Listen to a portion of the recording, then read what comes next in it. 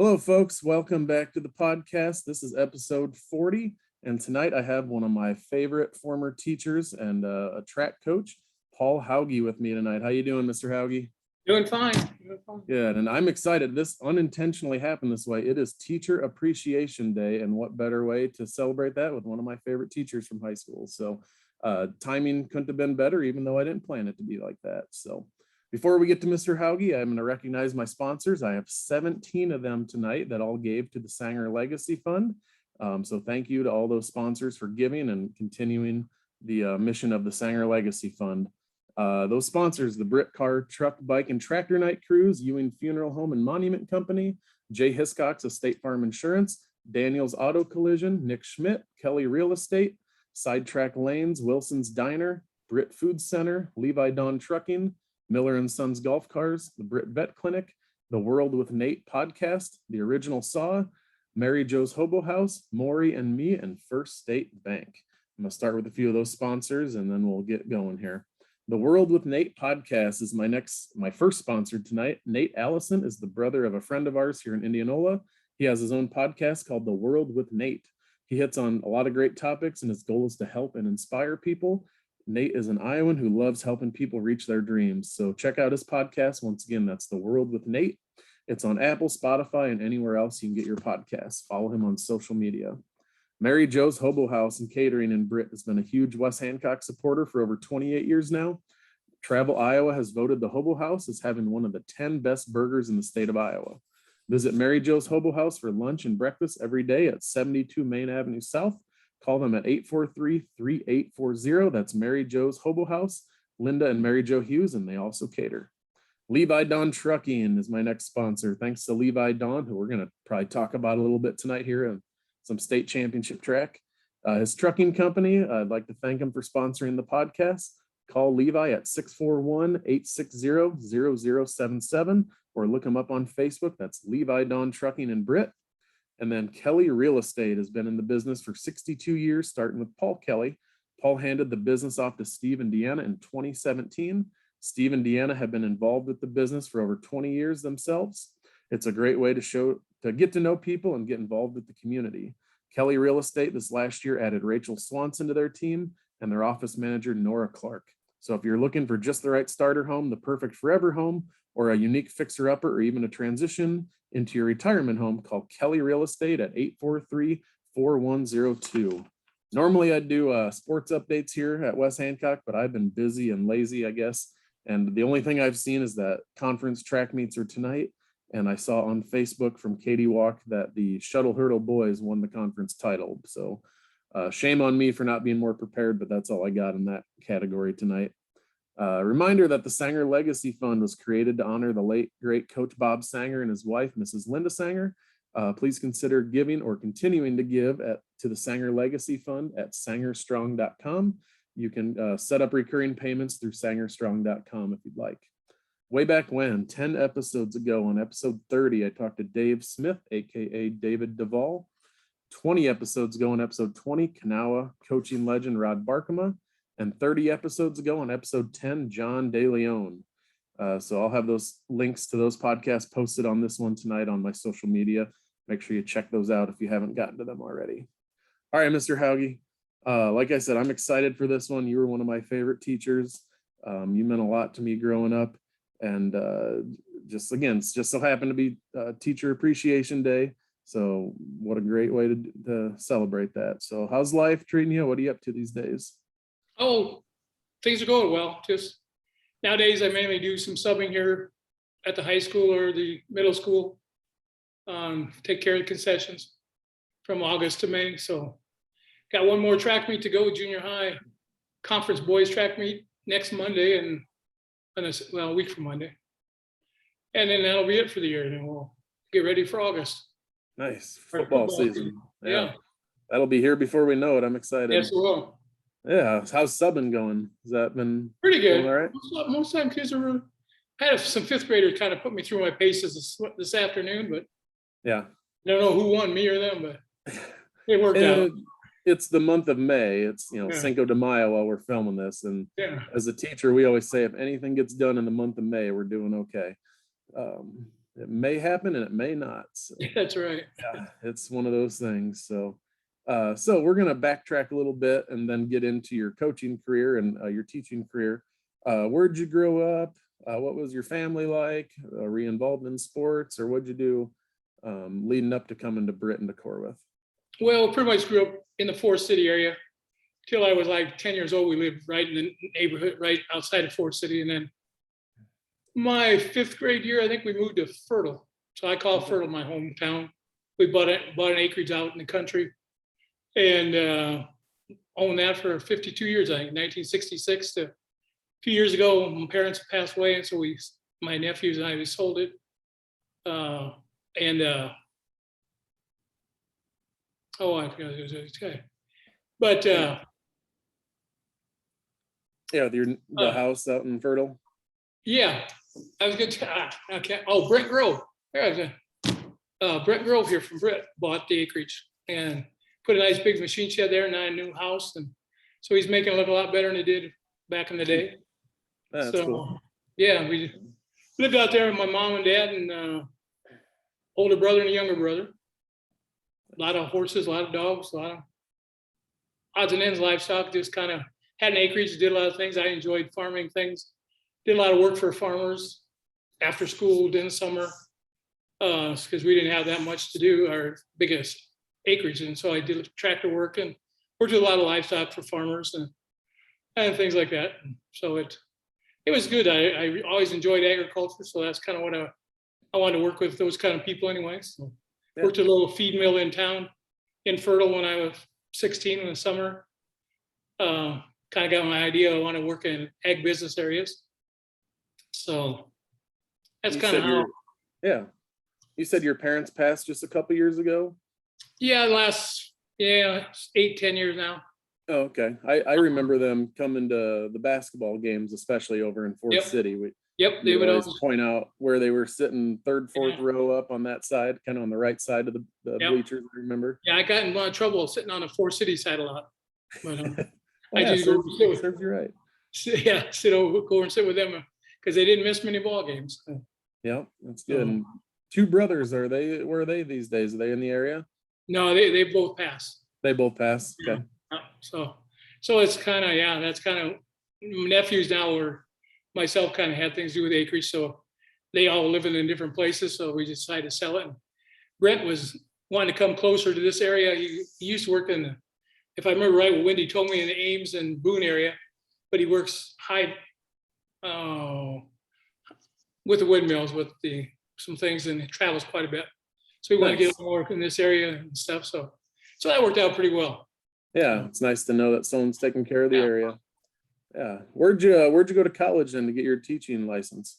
Well, I started out, I knew I never was going to go to college more than a year or so. So I wasn't really very well prepared coming out of high school, because I knew all I was going to do is go to a junior college, take a ag business course, and work in an elevator or a feed company, something like that, the rest of my life. And I knew that's what I wanted to do and what I planned to do. And I did that. I went to Iowa Central Community College for a year and started working in an elevator over at Hamlintown, kind of in between Forest City and Manly over there. Yep. And the job didn't work out quite like I was supposed to. I was supposed to learn a lot of things. That a person got injured, and I was supposed to be the assistant manager of the elevator, and I wanted to learn the grain side of the business and such. And so I went outside to do the work he'd been doing, and a year later I was still there. So on the outside and not on the inside. And so I kind of thought, either got to switch elevators or go back to school. And so I knew some people at Iowa State and knew a couple of professors that I got to know through FFA activities and such, and thought I'd give it a try. And it was a battle, not having taken some of the classes I should have taken in high school and such, but it was well worth it. A lot of fun. I'd do it again tomorrow if I was 20 years old. Yeah, cool. And so you taught at CWL, you taught at West Hancock. How'd you end up here? What was that? What'd that look like? And what year did you come to Brit? I can't remember. I came March of 1981. 81. What happened, I was student teaching, and I graduated from Iowa State at the time. They were on the quarter system. And I graduated the 28th day of February. And it took a week off, and then I came here. But back like in January, I think it would have been, the guy that was the ag teacher here, Arlen Nordis, graduated a year ahead of me in Fort City at the high school. And our mothers were working together.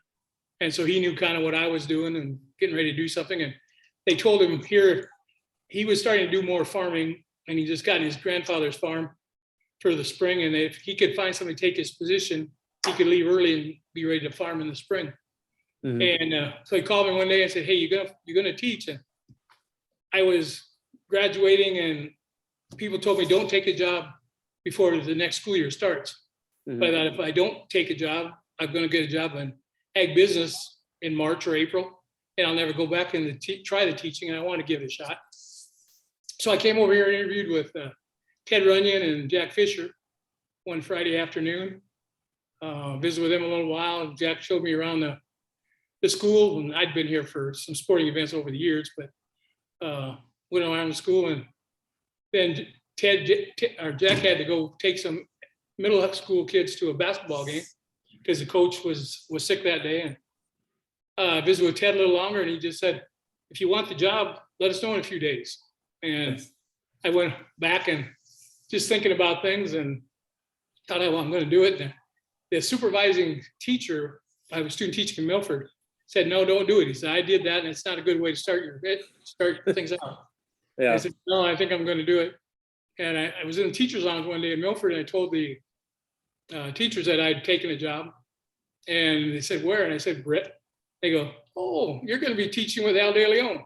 And that didn't mean anything to me. I didn't know. I grew up in Fort City, but we didn't have wrestling to the year after I graduated from high school.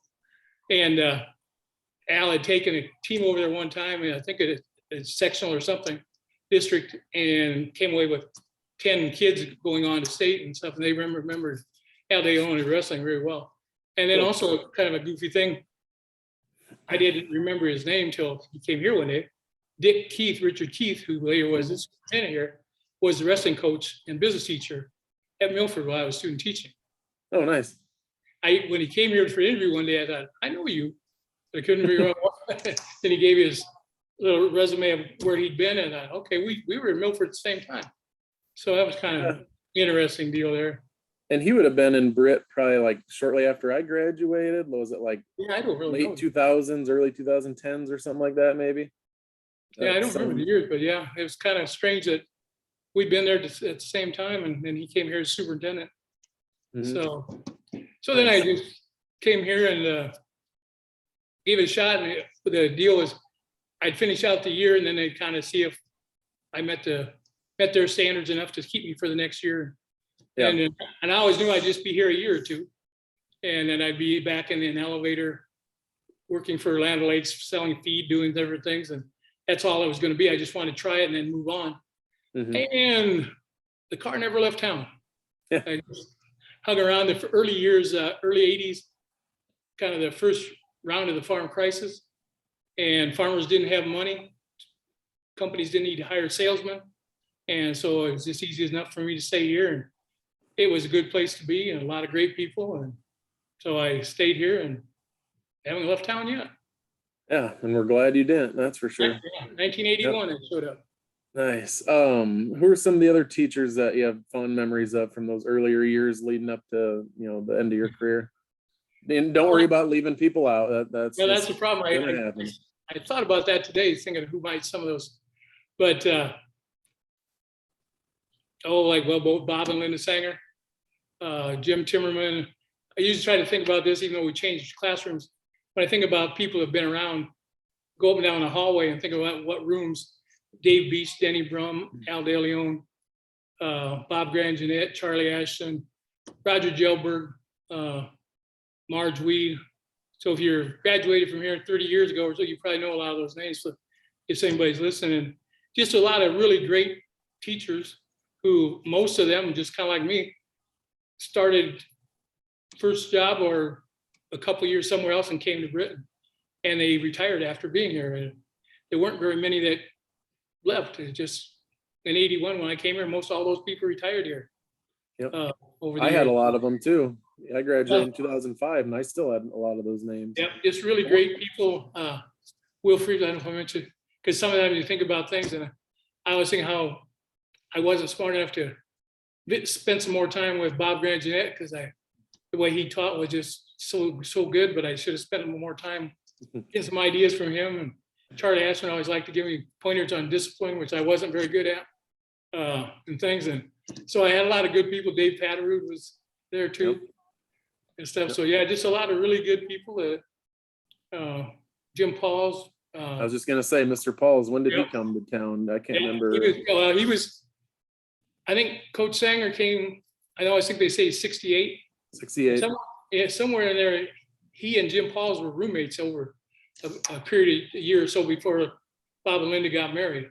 Okay. I used to hear some stories about summertime. Bob would work a job early in the morning, and Jim didn't really have much reason to get up, and so Bob would back his motorcycle rev to the window of Jim was his bedroom and rev it up at 6:30 in the morning and wake Jim up and stuff like that. So, nice. I have a lot of good Mr. Paul's stories, but this is a PG podcast, so we'll have to save those for later. But yeah, he was a character sometimes. Oh, he was great. He kept things lively, that's for sure. Yep. And then you taught at CWL. What was the story with Sharon at CWL? I was here 4 years full time, and I'd already signed my contract for the 5th year. But one day, Jack Fisher and Ted Runyon met me in his teacher's lounge and just said, the guy they've got at Corwith that's been doing their ag program had gotten into the EMTs here in Brit and this other, and he really was going to start pursuing that. So they were wondering if we would be willing to share. Okay. And I kind of thought maybe, we didn't have a lot of, I had 45, 50 kids maybe. And when you've got other teachers that have a lot more kids, it is probably pretty tough to say, we've got a lot more kids and you're full time and what's full time. So I said, yeah, I'd give it a try. Yeah. And so we shared an agreement back then. The school could get a little bit of money for sharing with another school district. Yep. And 30 years later, they closed the school down in Corwith. And one of the things Ted told me, Ted Runyon, just said, do whatever you need to do. Do what they ask, and we'll, if we have to here, give you more time up there, because the goal was to make Corwith want to come here eventually if they would happen to dissolve their district or something. And that didn't work, because when they dissolved, they looked at us and they came down and did some things, but they chose to go to Algona instead of coming this direction. We did get a few the last time, but when few of them came more to this side of their district, came here, but not very many. So, but I did it for years, and that was a lot of fun, because the driving wasn't always fun, because come back in some snowstorms some days and stuff. Mm-hmm. But I got to meet a lot of really great families that I wouldn't have met otherwise. And so it was good. I enjoyed it up there. It was fun. Yeah, and they still have an elementary over there, don't they? Because Laverne, because Dr. Jen, I talked to him the other day, and he said he's still doing some stuff over there. And yeah, they have an elementary in Laverne. Yep. Yeah, I did not know that until he told me that. I was kind of taken back. So, all right. So I'm going to get to a few more sponsors, and then we are going to start talking about track. Alrighty. All right.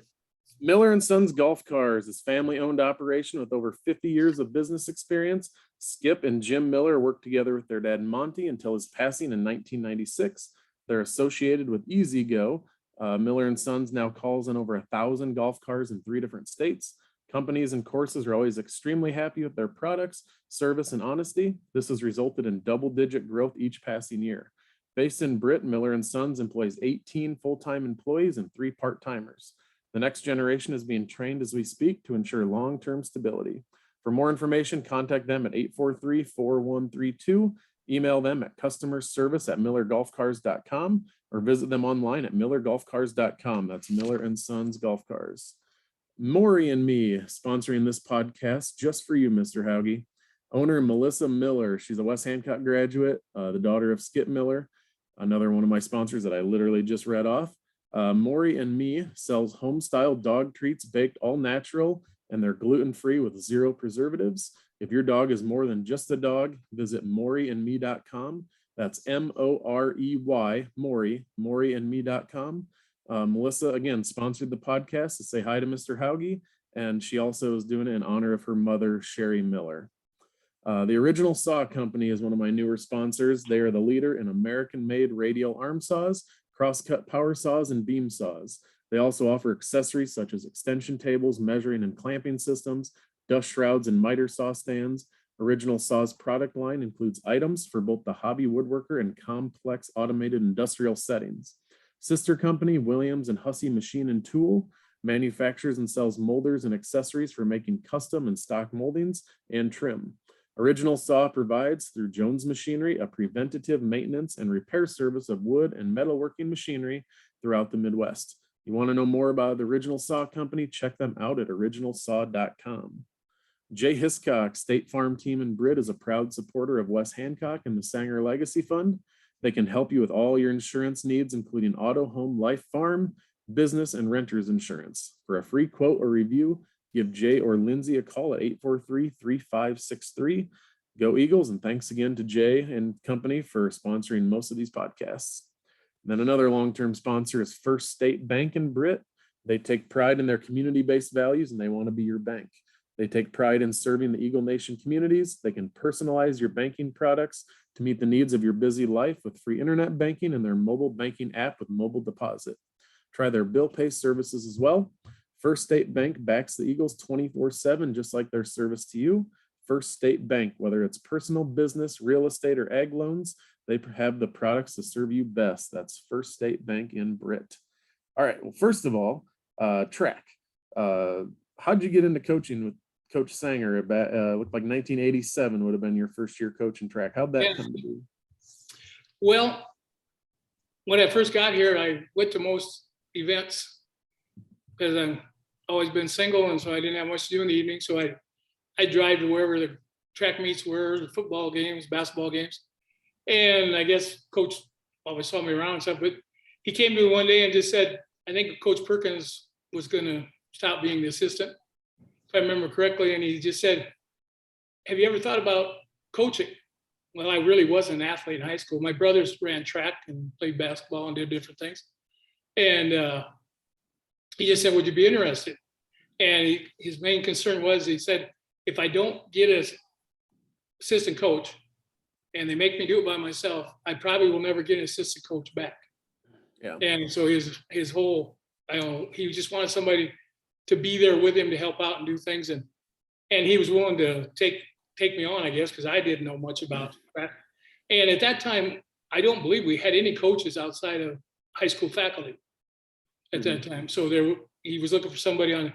So I went to NIAC and there were 4 classes you had to take in the evenings, and pass those and do whatever you need to do, and then attend some rules meetings. And I was a coach, and not that I could still go, I still can't go out there and throw a discus very well or anything the way it should be done.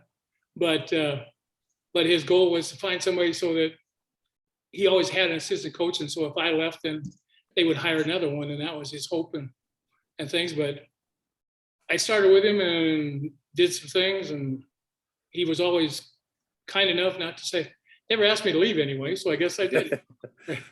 Yeah, you kept your job. Yeah, he was stuck with me. Yeah. And when I was in track, I was one of those guys that just went out because coach found me in January and said, see you at track in a couple months. And you're like, yep, yes, sir, I'll be there. And just to stay in shape for football. But I always remember you'd come out to practice a little late. And what I remember was you'd do a lot of paperwork and some of the behind the scenes stuff and the stats and stuff like that as well. So he could focus on coaching. Was that kind of your role? Yeah. Well, that's kind of, I guess, what I could do best, because over the years I did learn more, to show some technique or to try to critique the kids as they're doing technique and shot and discus, a few things. But yeah, I kind of handled the uniforms, taking care of that, and I guess I thought my job, the best thing I could do was take as much of any workload off I could, so Bob could spend the time with the kids. Yep. And back then, when I first started, we always had a lot of kids that were on the track team, but we call them weight men. That's what I was. And, yeah. And so my job a lot of times was just to be in the weight room, because they had to have somebody supervised. And we didn't have anybody back then like Stacy and does nowadays, where they come in and open the weight room. They're in charge of it, not the coaches that are in that sport. So I'd spend quite a bit of time. Sometimes we have 15 guys or more just lifting weights. And so I'd be in there with them while Bob took everybody out, or in the March, when everybody's running the streets and stuff, then I'd be in the weight room with those weightlifters and such, and doing that. And so, and just doing, like you mentioned, some paperwork, just trying to do anything I could do that, so Bob didn't have to do it when it came to. Yeah. Then I'd get out on the track when the weather got a little nicer. Yeah. We'd get out on track a little more and do things, and Yeah. take the weight men out and do our runners and things with everybody. So we can all get outside for a while. And knowing you as well as I've gotten to know you over the years, you'll downplay what you did, but like you said, to take that away from coach so he could focus on stuff out on the track and in the field, to me that's huge, because that's just, you know, doing that stuff just takes time. I'm the high school golf coach at our school, and I spend a good chunk every day doing golf things, entering scores, communicating with kids, making sure this is ready to go for the next practice. And that just eats up a lot of time that could be spent otherwise. So to me, that's a huge bonus to have in the program, is someone that's going to be able to take care of that stuff. Well, I kind of, that's where I could do the best that I could for, you know, I learned as the years went on, I learned enough that I could, you know, with the running, with other things, kind of keep saying the things Bob would say and do and try to get kids.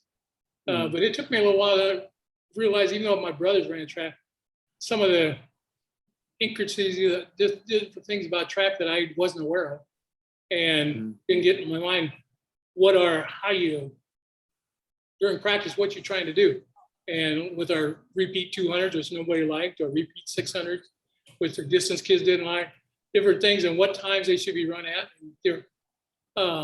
So I think I got to be a little more help as the years went on, but Bob was kind enough just to keep me around, and I enjoyed doing it. I guess during track meets, my biggest job I always felt was to get the times. Bob had a 8.5, 11 by 11 card or so, kind of a hard board that we kept everything on, all the times and such. And so that was my job, to get all splits and everything for the kids. If you're running the 2 mile, and get all your different quarters down, so we could kind of see how you're doing the mile. Kids that ran in the 4x1, 4x2, try to, hopefully I hit my button at the right time on my stopwatch, and get an accurate time enough for them to feel like they know where they're getting, and see if they're improving or how we're doing. So that was kind of my main job at the track meets. And then also sometimes some kids I've had they didn't want to really go up to Bob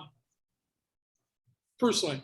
I guess sometimes they had a question, or they thought, and then some of them, for some reason, I think felt intimidated. I don't know, you know, there was never a problem like that. But so I guess I felt sometimes I was like the liaison guy.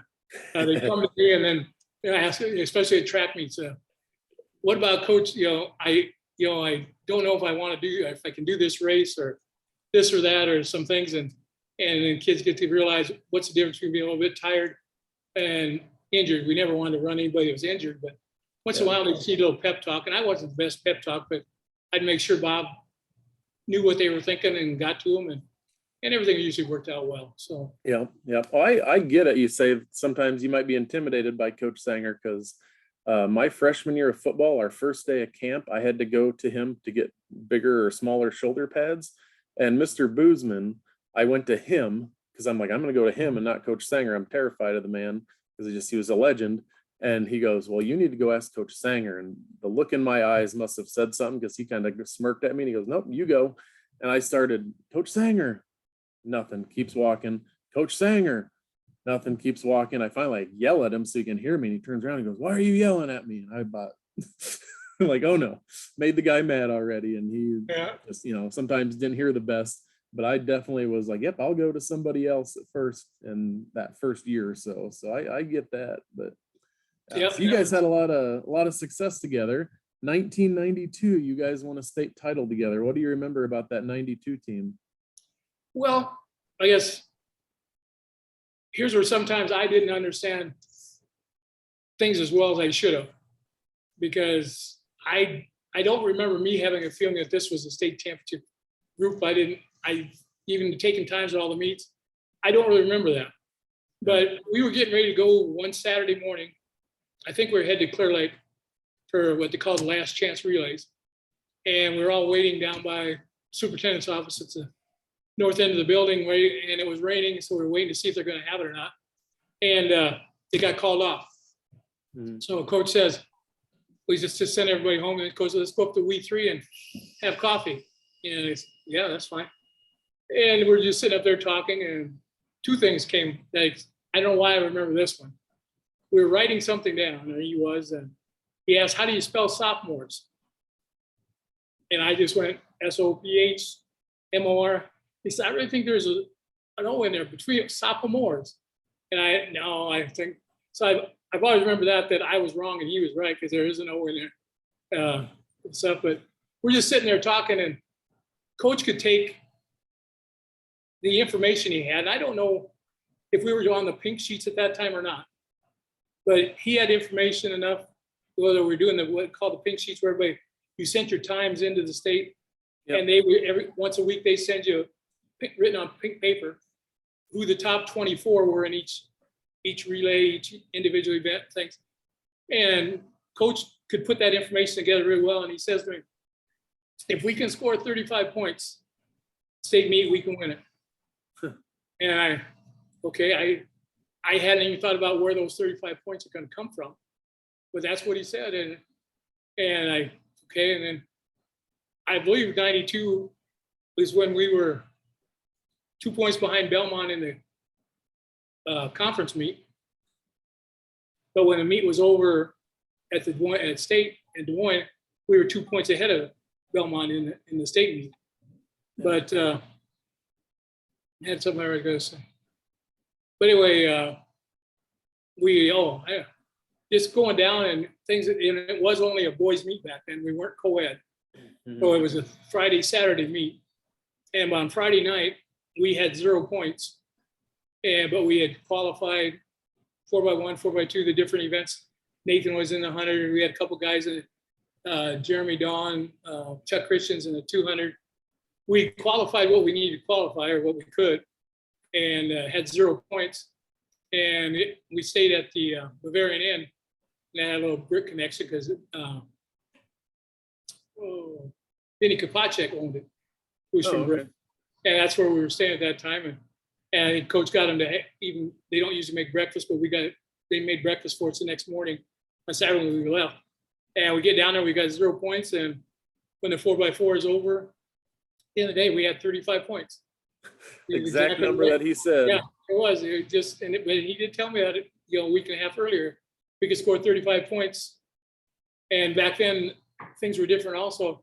Individual events were, the most you get was 7 for first place, and relays were 10 points first place. Now it's relays and events are both the same.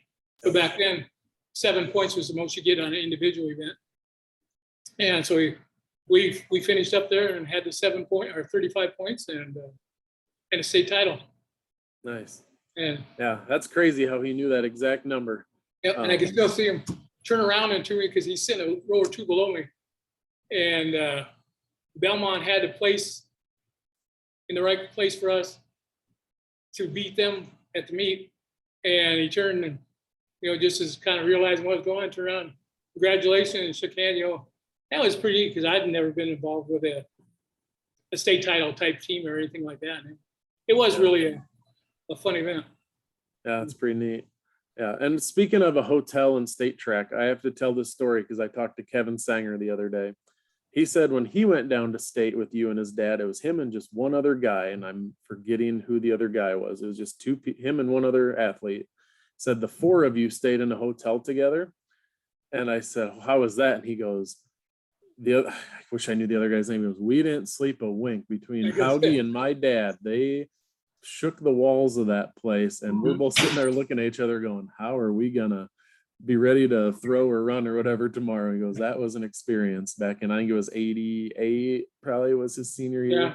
We were chuckling at that pretty good. I'm like, yep, I don't sleep well when there's that noise either. So back in the day, I don't know if I started now, I use a CPAP machine, so it's all different. But back then I knew I snored loud, and I would try to stay up and let the kids get to sleep.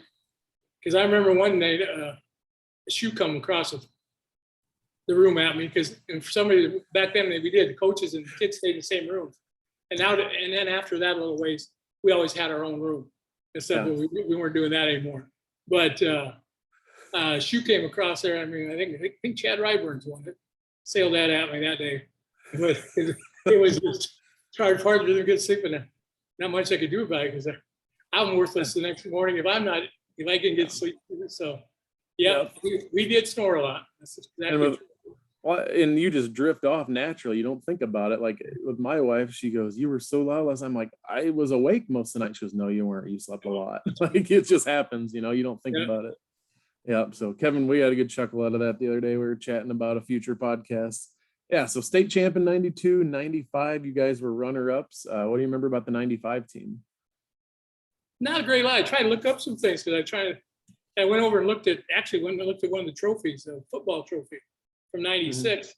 And not all the guys in 95 would have been on that because some of us would have graduated. But what I kept thinking about was some of the things Coach Sanger and other coaches talked about, that when you had good track teams, you probably have good football. We have good football teams. We had good track teams. And when you had, I always thought too, when you had a lot of, sometimes coaches' kids, we kind of a lot of them born around the same time. And good athlete or good the other kids, you get a lot of good students. We have our better teams when we have better students. Yep. The good students with good grades and things that just fall together. I did write something down. I wanted to check it because here. Yeah, there was a 4x2 team on that 95 squad I went looking for. And I knew these guys' names would be coming up somewhere, and I finally found them because I thought of Rob and Doug Thompson, Thompson twins. And the 4x2 team, Rob Thompson, Chad Klein, Doug Thompson, and Troy Don. Nice. Yeah, they won state in the 4x2, right? Yeah, yep. And in that 90, we also had a medley team. That was Rob Thompson, Alan Love, Chad Klein, and Dan Cooper in 95. And they won it, but I want to say it was Jefferson. I might have the wrong school because they won it in 94. And that was Rob Thompson, Alan Love, Nathan Smith, I better say, because I was told one day he's called Nathan, and Dan Cooper.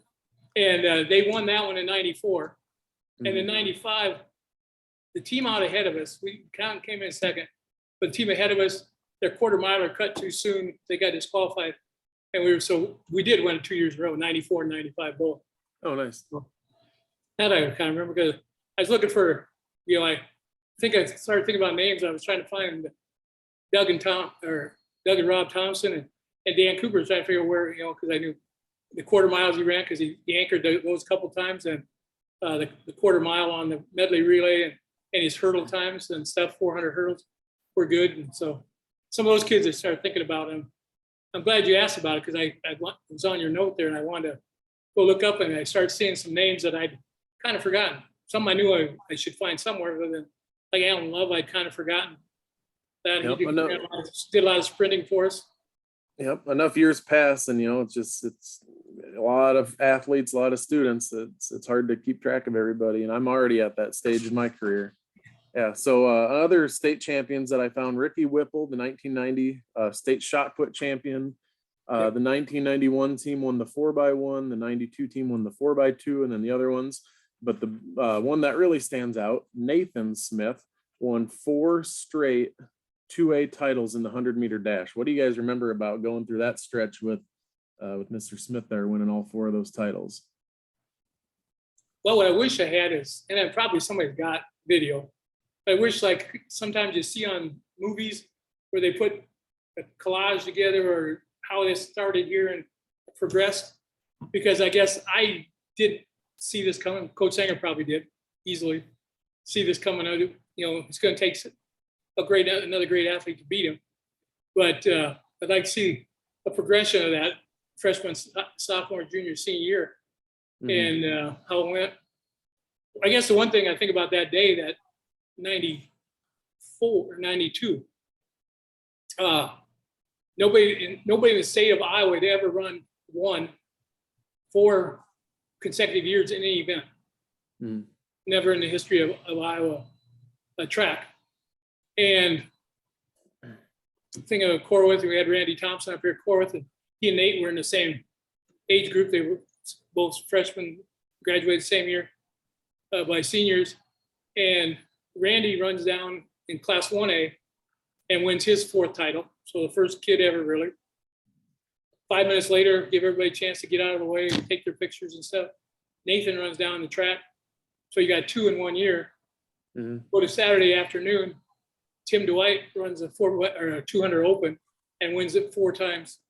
There, because they had a little special deal Saturday afternoon when that happened. They wanted to recognize that because it never happened in the state of Iowa. Nobody winning four titles, and yet we had 3 in 1 year. The first year it ever happened, we had 3 in the 1 year. Yep. And I wonder how many times that's happened since. I can't imagine it's happened too many times since then either. I haven't paid too much attention. Yeah. I know we had their kid from Charles City won 4 miles. Oh, yeah. Wedland. Isaac Wedland. Yeah, Isaac Wedland. Yep, I remember. I know that. I had one of my nephews used to run with him on AAU type stuff. So I knew the Wedland family. So I knew he did that. Yep. But so quite possibly you think of Britt and West Hancock. Maybe we're the only school around that's got 2 4-timers in 2 different sports, with Bob Seelage with wrestling and Nathan with track. Yeah, it's pretty neat. Did they between Randy Thompson and Nathan Smith, did they ever race against each other at track meets throughout the area that you remember? Well, I'm not too sure if we did, because we back then were a little bigger. So if you went to some meets, we were A and B. We were sometimes in the A class and they were in the B.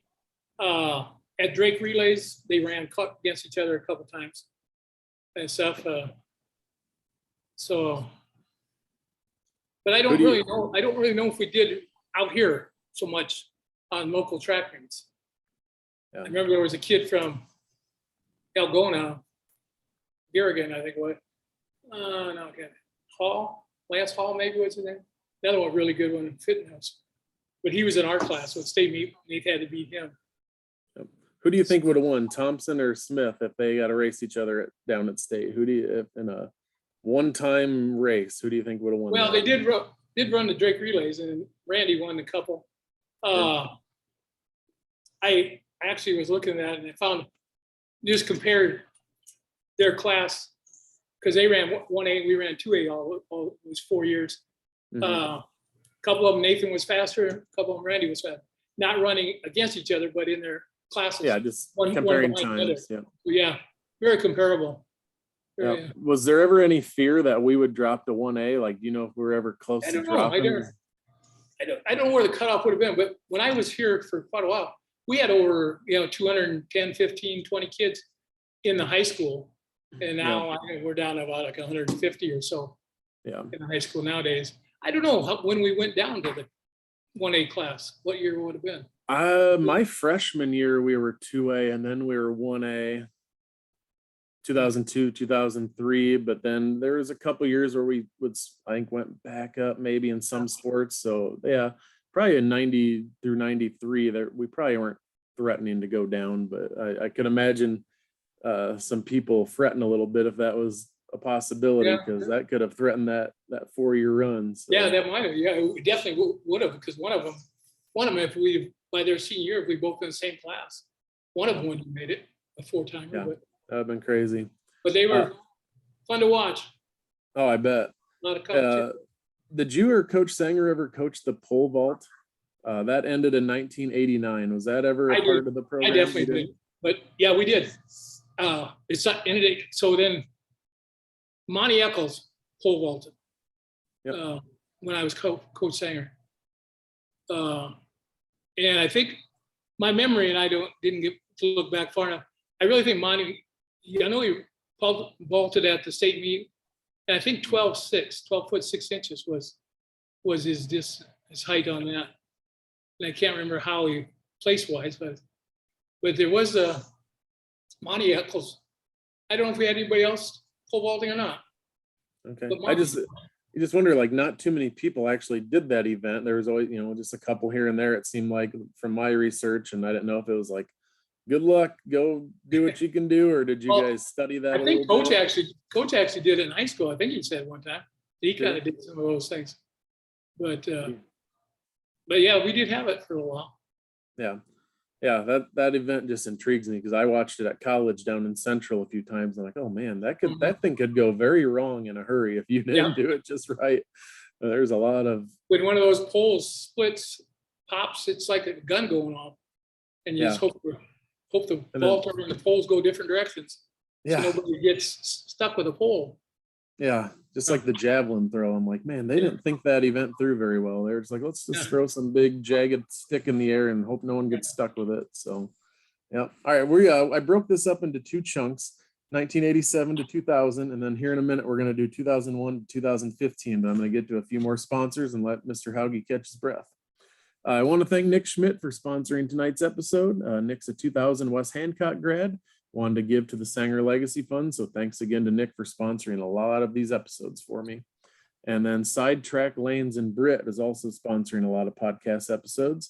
Sidetrack Lanes opened in Brit in 1996 under new ownership. Go bowl at 411 Main Avenue North. Enjoy some food and a drink or two while you're bowling. Join a league and check out their events on their Facebook page. Call Sidetrack Lanes at 843-4567 or check out their Facebook page. Like I said, that's Ron Bauer and Sidetrack Lanes in Brit.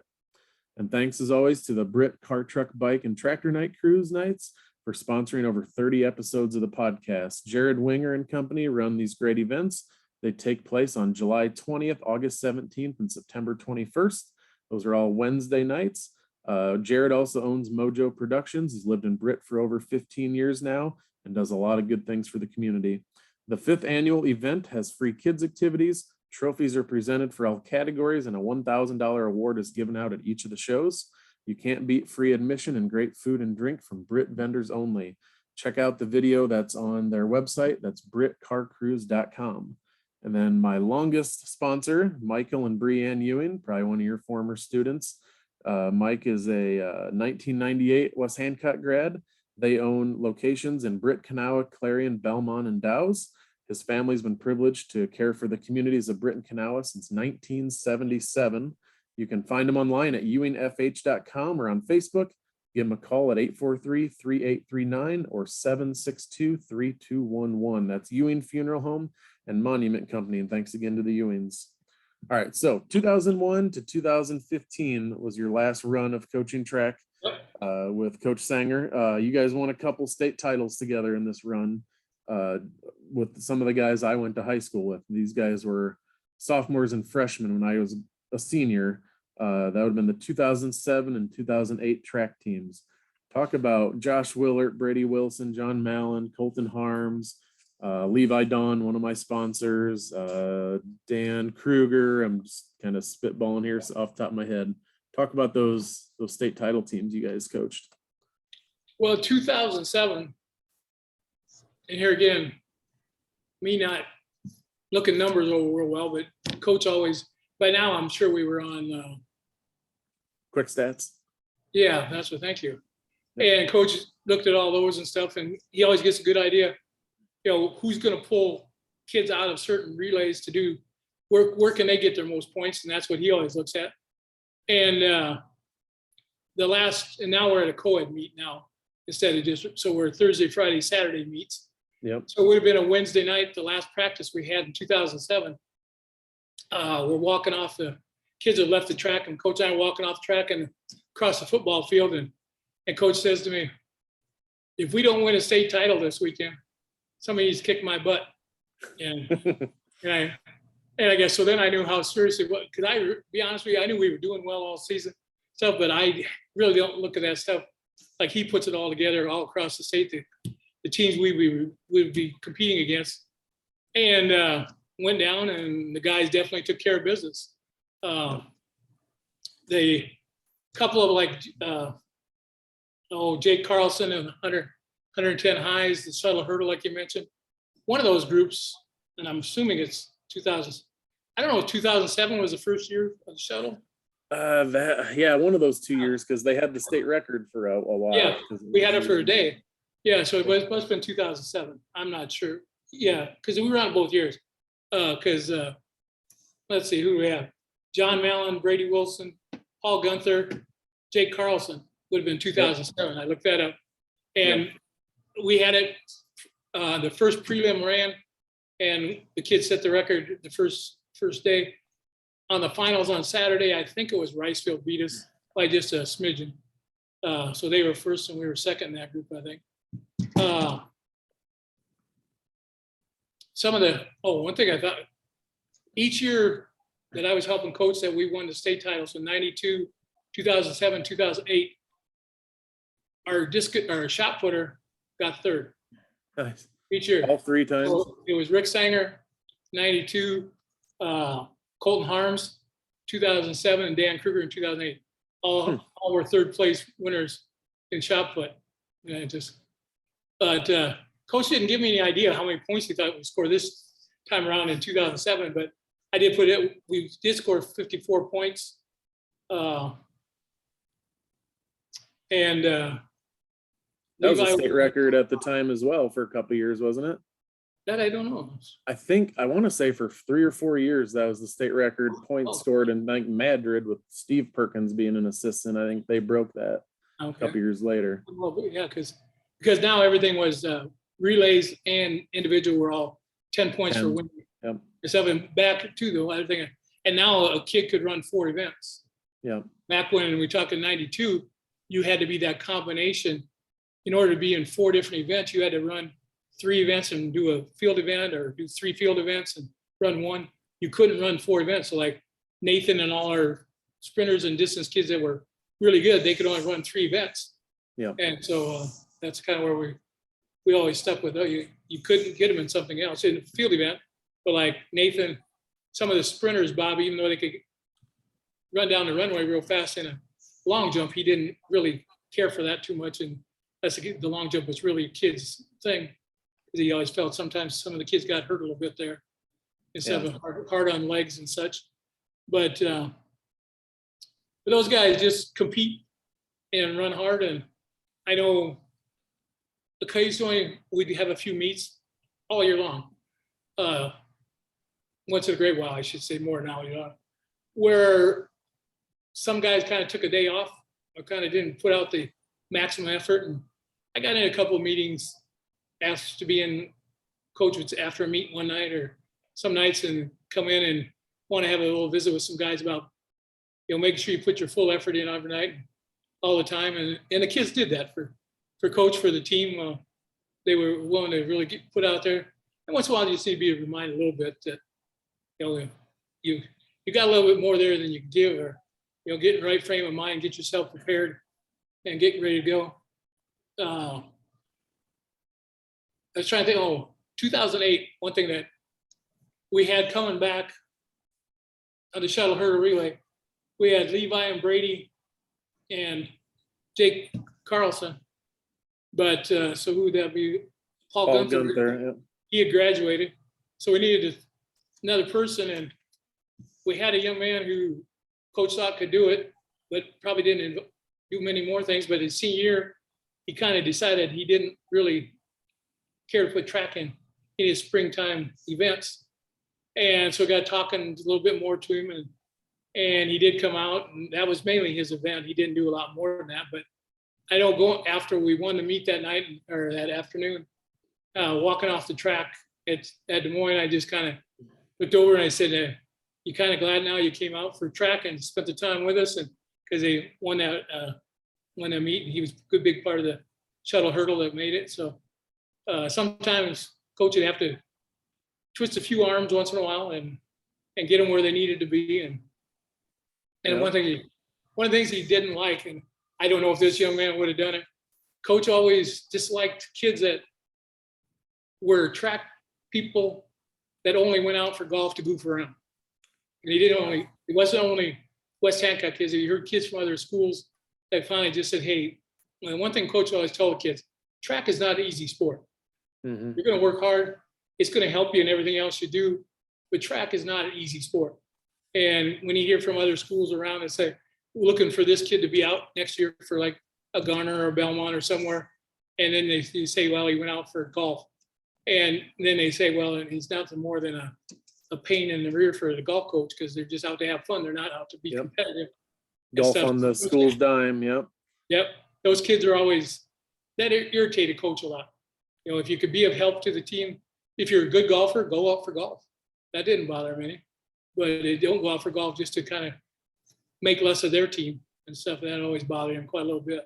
Yeah. Then you can say you're out for a sport, but you don't have to be out for track. Yeah. Yep. But you're just out goofing around and not really putting a good effort into things. Yep.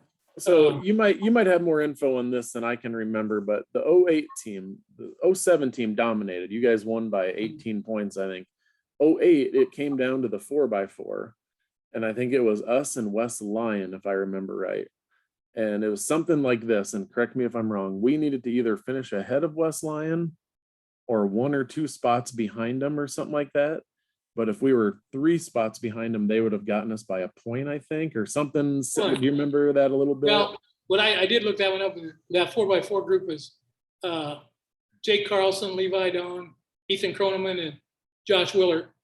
And I've got them down as getting 4th, so probably we had to stay within that real close area. Spots, To make sure we had enough. But we scored 44 points. Yep, and West Lyon got 40, I think. So it worked out all right. So back in 92, we just had to kind of wait that out too with Belmont and a couple other schools helping us get to the spot we needed to get our 35 points.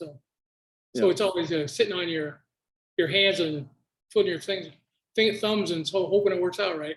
Yeah, because that was the 4x4, I believe, where Willard like towed the inside line of lane 1 to pass a kid in the last like 40 or 50 meters to get to that spot to get that extra point or 2 or whatever it took to keep West Lyon in second. That was pretty fun. So yeah, some of my research, only 14 other coaches in state history besides Coach Sanger have won 4 or more state titles in track. What do you think made him, and like you said, he could take some information and figure out how to configure a lineup, but what do you think made him so good coaching track? Well, besides the amazing assistant, besides that part, we already know that. So I think the main thing is just motivating kids. And when we had success, you know, we had a couple years that weren't maybe the greatest, but having success, kids want to be there, doing a heck of a job, always motivating, and then just putting the kids in the right places, kind of like you did on the football team. Because I know every once in a while we'd talk in March when we got a lot of free time and practice is going on, and I mentioned to him how I thought, you know, some of the kids you had out there maybe wouldn't have made it on another team to be playing as much as they do for us, but he had a knack of putting them where they needed to be. And because he was always looking at on a relay, who runs the straightaways, who runs the curves a little better, different things. So it's always just kind of looking at things, figuring it out, and then also looking at the other schools, what they're doing when it comes especially down to the state meet, just getting an idea where are we going to get our best opportunity to score points. Because once in a while you might be moving a kid around somewhere that wasn't expecting it, but it's going to be the best for the students or best for the team. And it was all about a team. And also, coach always liked to, especially upperclassmen, if you've been with him for a few years, and he's going to work all hard at district time to find a way to get those kids in a relay that can get them to state. He always wanted that opportunity so he didn't mess up the lineup anyway, but he just worked awful hard to find those kids that have been with him, working hard, try their best to get him an opportunity to qualify something for state, to get them to state, because it's a lot of fun. It's nerve-wracking and stuff, but sometimes sitting up think about the stadium over the years I was there, we used to take a tent along, not the kind we have nowadays, but just, it was an old green tent that had a lot of holes for air and stuff to get through it, but we could put that up in the stands. And on those really warm days, the kids could get under there and stay out on the track, out in the bleachers, and get under something, get some shade. And I could too, so my bald head wouldn't burn so bad. But then Drake did away with that, because a few of those years we had some real big winds come through there, and some of those tents ended up out on the outside of the stadium, on the road and on the sidewalk. And so then you couldn't take any tents in, and then after a while you couldn't take any coolers in with Gatorade and water and stuff for your kids out at the stadium. But coach just did a heck of a job of always motivating kids, being honest with them. and letting them know that, like the first meeting we'd have, getting everybody together, who's going to go out for track. Coaches let them know, hey, this isn't an easy sport, but it's going to do you good the rest of your life. It's going to help you prepare for football, for basketball, for whatever else, for wrestling, whatever you're going to do. You're always going to want to do some running, always going to want to be active. And this is something you can do the rest of your life. Yep, definitely. So I think they knew him as a motivator on the football field, and very similar in track and such. Just always talking to the kids, not always about track, just a lot of other things, keeping things going. And I just saw this, last weekend was the prom. And the last number of years, it seemed like we were usually at Hampton on the Friday night before prom. But no matter where we were, same thing. We'd drive, the bus would come up and park out in front of the north door of the school. And coach would just say, everybody stay seated. And you got a few things to say, and you turn the lights on, the bus driver turn the lights on. And, usually coach would say a couple good things he's really thought of, somebody that maybe improved on times, he did things. Just real quickly, but the main thing was, gentlemen, you're going to prom tomorrow night. Make sure you respect the school, respect your dates, be a good, just be good gentlemen. And those are things that he always kept putting in front of the kids. Always make sure you're representing your family, your school, and treating people the way they should be treated. Yeah, and a lot of the drugs and alcohol talk too, I remember mixing with that of, being alcohol and drug free and taking care of yourself and not letting your teammates down is what I remember as well. Yep, very much. Yep. You were talking about your bald head. You always had that awesome hat you'd wear at state. Yeah, I still got it. I haven't worn it for much, but I don't know what year. It was Colton Harms and which Hartman. We had some free time because Ben Hartman, one of his older brothers. But anyway, yeah, I think it was Nick. Nowadays you go in, either you're in the morning session or the evening session, the afternoon session, and we must have been afternoon session. So I have a store I like to shop at in Des Moines because it's got my size stuff. I shop twice a year, like in the summertime and then maybe in the wintertime. And I told them I need something while they're down. They rode with me down there to the store I was going to go to. And while we were just wasting time waiting for the afternoon session. And I said, I need a hat. And rather than pick out the normal type hat you'd wear, they both thought that would work good. And I wore it for a lot of years, though, a lot of track days. It worked. I've still got it. Good. I'd show up to Drake Stadium, whatever corner. I don't know my norths and souths very well, but that whatever corner-ish you guys were always at, kind of 3/4 the way up, you could always find Coach Sanger squinting with his hand like this, and we could see your hat. I remember that was always the landmark, that area, and then look for the hat and the guy squinting with his hand above his eyes. Never wore sunglasses or a hat. He always was squinting into the sun.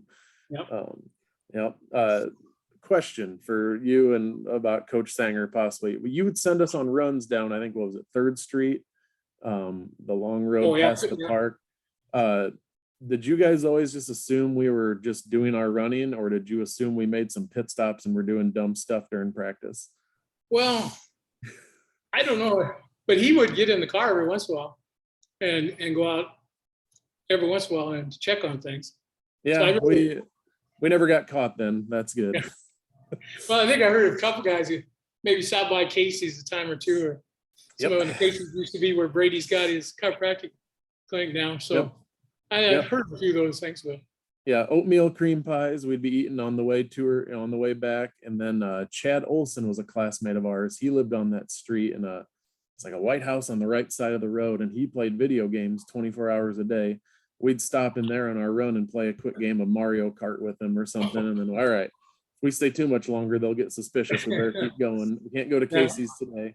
Then we'd come back. That was always never caught us. That was those weight guys, though. The weight guys mostly, yeah. Sometimes there'd be a couple other guys with us, but and then so my senior year, Coach retired from teaching partway through the year and had to sit out that track season. Was that torture to him to have to not coach track that year?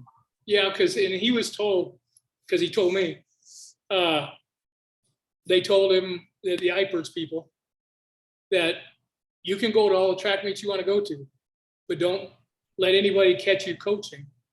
And if somebody turns you in, you could lose part of your rifers if you're caught coaching.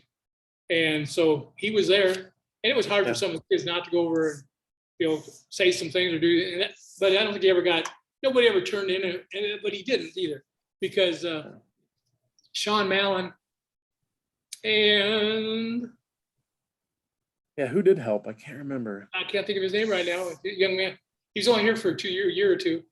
But Bob asked me if I wanted to do the coaching, because he was going to step down, and he stepped down in like April, and asked if I wanted to take it for the year. And I just felt I didn't know enough, and I didn't feel confident that I could really go out there. And my hope was that I think Chuck Boozman, and he would just kind of be co-coach of both. He'd take both of them, and I could kind of still do my role and with the guys, but somebody that knew more about setting up the lineups and everything that what I felt I did in some things. And so Sean stepped in, and then we had a young guy there. He wasn't faint, his last name, but it was start with an F, but I can't think of what it was. But anyway, they co-coached it for that year. So I was kind of the assistant to the two co-coaches. And then Bob had to reapply for the head football job after the 4 months was up, and then he reapply again for the track job. Did they make him? They couldn't say that, but it was a given that it would happen. But did they make him interview for the job, or did they? I really don't know, to be honest with you, but I don't think so. I doubt if he had much competition for that job. I don't think so, yeah. Yeah, I think it was his to have, but yeah, that's.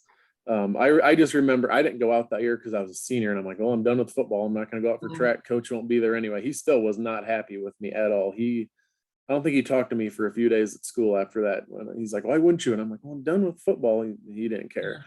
But I do remember the guy saying he'd be a couple hundred yards away, just kind of checking in on practice or whatever, just peeking in and keeping an eye on things. Yeah. That didn't surprise me at all. So, yeah. All right, I'm going to get to a few more sponsors here, Mr. Hauge, and then we'll kind of wrap this up. All right, head on up to Wilson's Diner at 441 Main Avenue North in Brit for breakfast, lunch, and supper. They're closed on Tuesdays, but they're open every other day of the week. So make sure you check out their Facebook page for days and times that they're open. Call Wilson's Diner at 843-0550. That Wilson's Diner has great food at great prices, and they look forward to serving you. That's Wilson's Diner in Brit. The Brit Food Center is locally owned, family operated, hometown grocery store in Brit. They offer fresh produce, fresh cut meat, fresh bakery, and homemade deli items. They're working hard to meet the needs and requests of their community. Brit Food Center is a proud supporter of West Hancock schools. They're open 7 days a week from 8 to 8 daily, except on Sunday, they're open 8 to 6. Check them out at BritFoodCenter.com. Follow them on Facebook for deals and specials. Call them at 843-4429. That's Brit Food Center. Jim Deemer and the Brit Vet Clinic are also sponsoring the podcast. They're located in downtown Brit. They're there for all your small animal vet needs and swine vet services. Call the Brit Vet Clinic at 843-3416 or email the Brit Vet Clinic at britvetclinic@gmail.com. Then we have Daniels Auto Collision in Charles City. Owner Jason Daniels is a 1990 West Hancock graduate. Whether you need a minor fix-up or complete collision repair, Daniels Auto Collision is North Iowa's premier auto body shop and will have your vehicle back on the road looking better than new. With over 30 years of experience and all major insurances accepted, why take your chances with anyone other than Daniels Auto Collision? Call them at 641-220-3805. Email them at danielsautocollision@gmail.com or check them out at danielsautocollision.com. So why'd you gave up coaching in 2015? Was it just kind of time to be done? Yeah, for me, I always spent my time at the finish line. And so I'd get there at 5 o'clock or before and stand there till 9 o'clock when it was over. And it just got to the point where I had a knee that just won't let me stand that long in one spot anymore. Mm-hmm. And then the other good thing was I kind of had a inside track. Al Olson, who worked here as one of our janitors, his niece's husband was going to probably be applying for the guidance counselor position. Mhm. And it's Matt Welp, and Yeah, yep. I knew Matt was coaching girls track where he'd been, and I knew he was a good track kid because he ran track with my nephew in Forest City, and they won a state 4x8 with Matt's sophomore year, my nephew's senior year. So I Mhm. knew he's a good athlete, played basketball and stuff. So I knew of him and I knew his family. And I thought if it'd be good enough, if he got the job of guidance, he'd be excellent for Bob if he'd be willing to do it. And if I got out of the way, then and it just worked out. It was time for me to do that. I just kind of felt somebody needed to be out there doing more than I was doing because I was kind of getting lazier than I normally was and slower. And I just felt just for the good of the team and everybody, it'd be a good idea to let somebody in there that could do something better than I could. So And that was kind of why. yeah, and teaching wise, was it 2-3 years ago now you retired from teaching? This is the fourth year. Fourth year. Yeah. Same thing. Did you get to your IPers and just were like, hey, if I can get to that, I'm done? Or what made you help make that decision?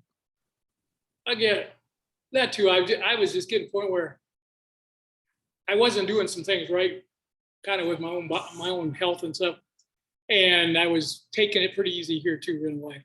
So I kind of thought, the best thing I could do is get out of the way and let somebody else. It wasn't right there where I could do those things, take IPers and that kind of thing. And I've still got things to do for my own health and stuff would make things better. But if I was where I am today, back then I'd stayed in a couple more years, probably. Yeah. But it was just good for me to get out and do something. And the school's been kind enough to allow me to do the subbing and do the concession. So it gives me something to do, stay active and stay informed of what's going on and things. So I've been very fortunate. This was a really great place to come to and a good place to stay. And it's worked out well for me. I hope. Yeah. Just hope I've done something decent for the other people.